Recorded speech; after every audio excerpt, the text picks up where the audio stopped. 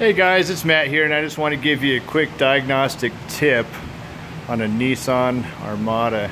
This is for the P0420 code, or the catalyst efficiency code. And that code will change if it's bank 1 or bank 2. Now this one happened to be on bank 1, and the first thing that you want to do is you want to check your fuel trims.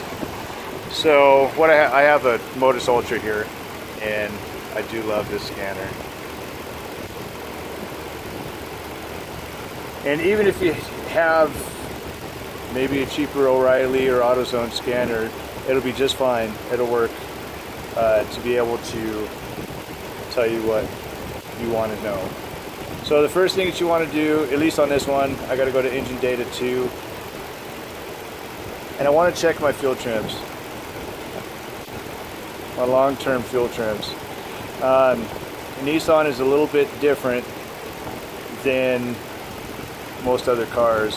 So on your percentages, it'll use a perfect fuel trim as 0, and then it will go positive or negative based on there. So if your fuel trim is positive, let's say positive 5 to 10% on either bank or both banks, it means you're running lean, and so it's giving it a little extra fuel to compensate for that lean condition, and so on and so forth. And so if it's a negative number, it's cutting back the fuel because you've got too much fuel and you're running rich.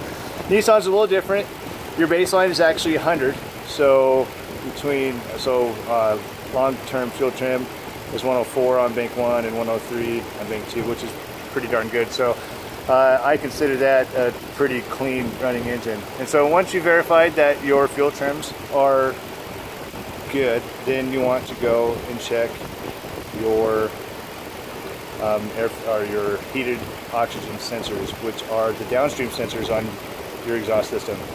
So I'm going to go back over here, select these two down here. Heated O2. Push it back, and then I'm going to graph it because I like graphs. Now, when I first got this, it was a P0420, which means that my bank 1 was inefficient. All right, if you notice right here, my bank 1 now is efficient, and my bank 2 is inefficient. And the reason why that is because I simply switched the downstream O2 sensors.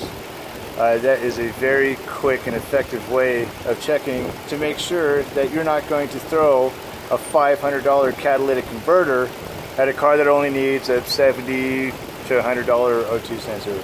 So in this particular vehicle, it's the O2 sensor.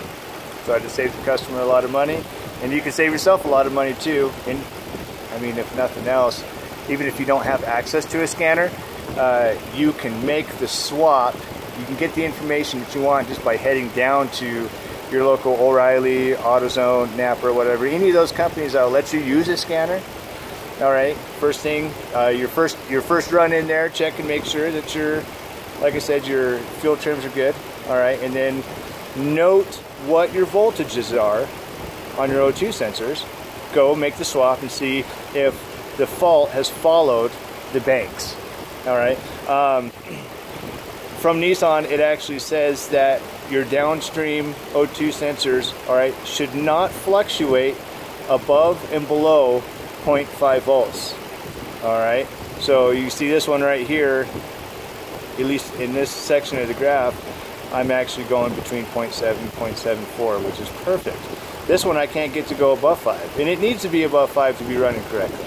All right, so there's just some quick tips for you, and hopefully it helps you out. And if you have any questions or comments, feel free to leave them below. Thanks.